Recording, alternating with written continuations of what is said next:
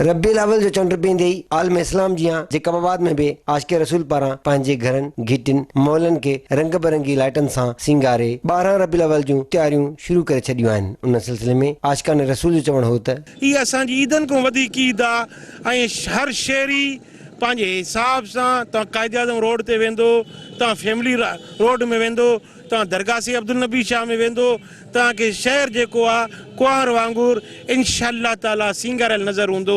ऐं इहो आशिक़ान रसूल जो शहर आहे। शहर में तव्हां ॾिसो था सजायल आहे सॼो शहर जा हर घिटियूं माशाअल्लाह तव्हां घुमी ॾिसो।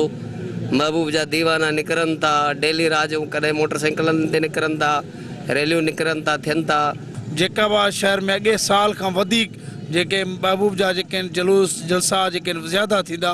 इंशाअल्लाह असांजो जेकाबाद शहर आशिक़ान रसूल जो सभिनि खां वधीक जेको आहे पूरे पाकिस्तान खां वधीक सिंगारियो वेंदो आहे। महबूब खुदा जी आमद जे सिलसिले में जिते मुल्क जे ॿियनि शहरनि में तैयारियूं ज़ोर शोर सां जारी आहिनि, उते जेकाबाद वासी बि तैयारियुनि में मसरूफ़ आहिनि। कैमरामैन फरहान अली खोसो, आमिर अली पावर सां ज़ैन सरकी, सिंध टीवी न्यूज़ जेकबाबाद।